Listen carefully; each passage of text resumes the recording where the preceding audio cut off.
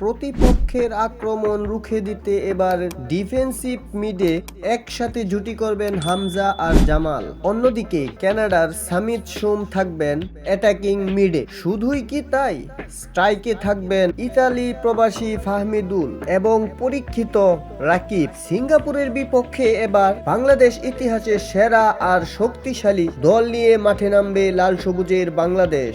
Asian কাপের বাছাইয়ে নিজেদের দ্বিতীয় ম্যাচে কেমন হতে যাচ্ছে বাংলাদেশের অ্যাকশন, তাই জানবো এই ভিডিওতে। ফুটবল প্রিয় বাঙালিরা খুব শীঘ্রই দেখতে যাচ্ছে বাংলাদেশের ফুটবল ইতিহাসের সেরা এক একাদশ, যে একাদশ কেবল বাংলাদেশেই নয়, দক্ষিণ এশিয়ার ফুটবল বিবেচনায়ও ইতিহাসের সবার সেরা। কেননা আজকের দিনে বাংলাদেশের ফুটবলে এসেছে নতুন মাত্রা যুক্ত হওয়ার মতো আরও এক সুখবর।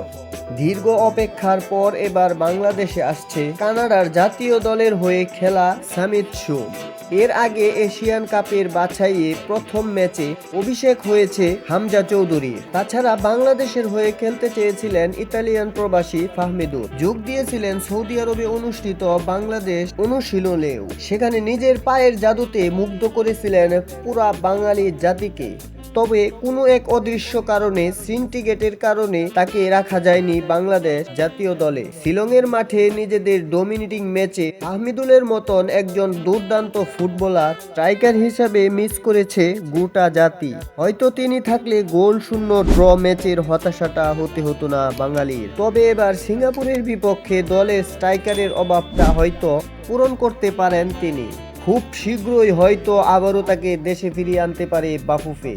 এমনটা হলে হামজা জামালের সাথে সাথে ফাহমিদুল এবং সুমিতের নিয়ে সিঙ্গাপুরের বিপক্ষে ইতিহাসের সেরা একাদশী দেখতে যাচ্ছে বাংলাদেশ জাতি, যেখানে মূল একাদশে গোলকিপার হিসাবে আবারও দেখা যাবে আবাহনীর দেশ সেরা গোলকিপার মিতুল ভার্মাকে।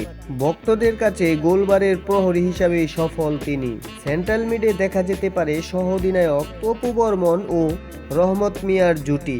পাশাপাশি রাইট ব্যাক পজিশনে কাবরেরার সবচেয়ে আস্থার জায়গায় থাকবেন ফিনল্যান্ড থেকে আসা তারিক কাদির। এছাড়া লেফট ব্যাক পজিশনে দেখা যাবে সাদউদ্দিনের মতন ফুটবলার। অন্যদিকে লাল সবুজের ফুটবলে বর্তমানে সবচেয়ে শক্তিশালী অবস্থানই হলো ডিফেন্সিভ মিডফিল্ড, যেই পজিশনে রয়েছে ডেনমার্ক থেকে আসা জামাল ভুঁইয়া এবং হামজা দেওয়ান চৌধুরীর মতো দেশপ্রেমিক তারকা। প্রতিপক্ষের প্রতিটি আক্রমণ রুখে দিতে কোচ হাবিয়ের কাবরেরা চোখ বন্ধ করে ভরসা রাখতে পারে দক্ষিণ এশিয়ার সবচেয়ে শক্তিশালী মিডফিল্ডারদের উপর। শুধু তাই নয়, সিঙ্গাপুরের বিপক্ষে অ্যাটাকিং মিডফিল্ডে থাকবে বাংলাদেশ ফুটবলের নতুন সুপরিচিত মুখ, কানাডার জাতীয় দলে খেলা ফুটবলার সামিত সোম। কানাডা থেকে শীঘ্রই দেশে আসার প্রক্রিয়াতেই চলছে বাংলাদেশ ফুটবল ফেডারেশন। সামিতের সাথে অ্যাটাকিং মিডে যুক্ত হবে গেল বছরই কানাডা থেকে আসা কাজেম শাহ। অন্যদিকে সবকিছু স্বাভাবিক থাকলে বাংলাদেশের আক্রমণ বাগে চমক দেখাতে পারে ফাহমিদুল।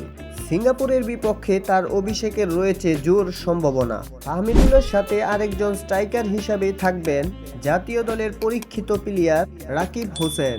তাই এমন শক্তিশালী একাদশ নিয়ে দক্ষিণ এশিয়ার যে কোনো দলকে রীতিমতো উড়িয়ে দেওয়ার ক্ষমতা রাখে বাংলাদেশ ফুটবল দল। তো সুপ্রিয় বন্ধুরা, আজকের খবর এই পর্যন্ত। পরবর্তী খবরের জন্য আমাদের এই চ্যানেলটি সাবস্ক্রাইব করে রাখুন এবং পাশে থাকা বেল আইকনটিতে ক্লিক করতে ভুলবেন না।